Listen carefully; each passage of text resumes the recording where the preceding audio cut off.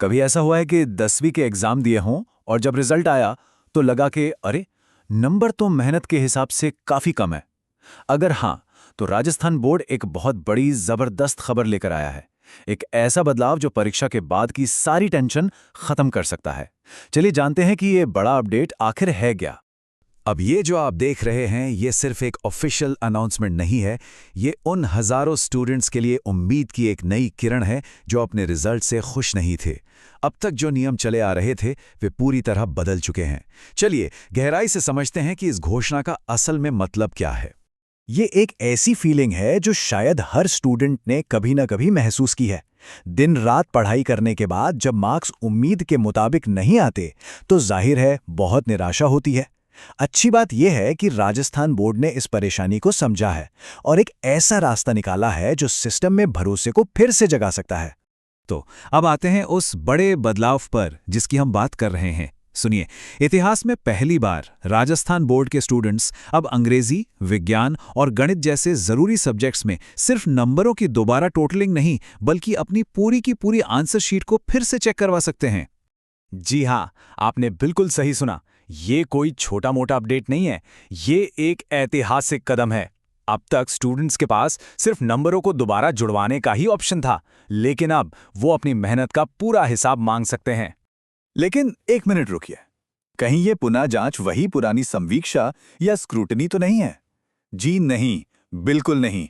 इन दोनों में जमीन आसमान का फर्क है और इस फर्क को समझना ही सबसे ज्यादा जरूरी है। देखिए, पहले जो संवीक्षा होती थी ना, वो बस एक टोटलिंग चेक था। मतलब एग्जामिनर सिर्फ ये देखता था कि सारे सवालों पर नंबर दिए गए हैं या नहीं और उन नंबरों का टोटल सही है या गलत। आपने जवाब में क्या लिखा है, वो सही है या गलत, इसे दोबारा कोई चेक नहीं करता था।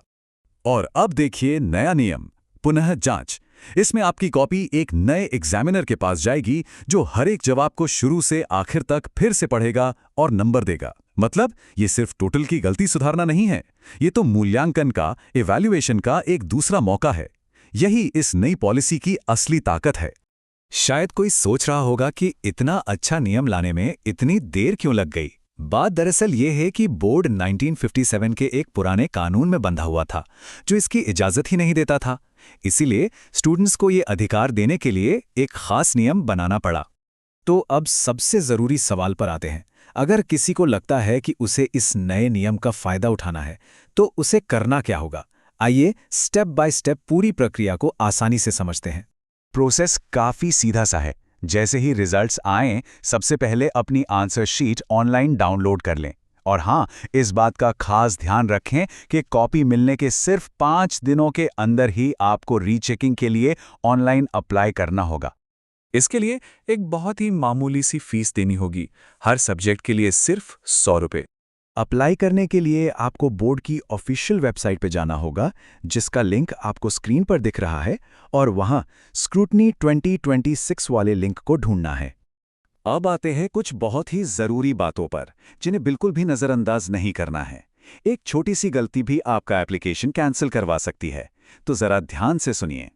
सबसे पहली और जरूरी बात, अपना मोबाइल नंबर और ईमेल आईडी बिल्कुल सही डालिएगा, क्योंकि उसी पर वेरिफिकेशन के लिए ओटीपी आएगा। याद रखिएगा, एप्लीकेशन सिर्फ ऑनलाइन ही जमा होगी। अगर किसी सब्जेक्ट में प्रैक्टिकल भी है तो दोनों हिस्सों की जांच एक साथ हो सकती है। और हाँ, ये सबसे बड़ी बात है, रीचेकिंग के बाद नंबर बढ़ भी सकते हैं और घट भी सकते हैं। जो भी नया स्कोर होगा वही फाइनल माना जाएगा। और ये 100 रुपए की फीस नॉन रिफंडेबल है, मतलब ये वापस नहीं होगी, चाहे रिजल्ट कुछ भी आए।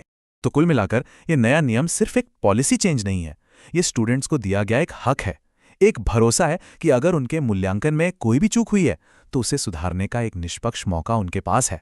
तो अब बड़ा सवाल ये उठता है कि क्या ये कदम हमारे एग्जाम सिस्टम में एक नई पारदर्शिता और जवाबदेही लेकर आएगा? क्या इससे स्टूडेंट्स का सिस्टम पर भरोसा पड़ेगा? ये तो आने वाला वक्त ही बताएगा, लेकिन इसमें कोई शक नहीं कि ये एक बहुत ही शानदार शुरुआत है।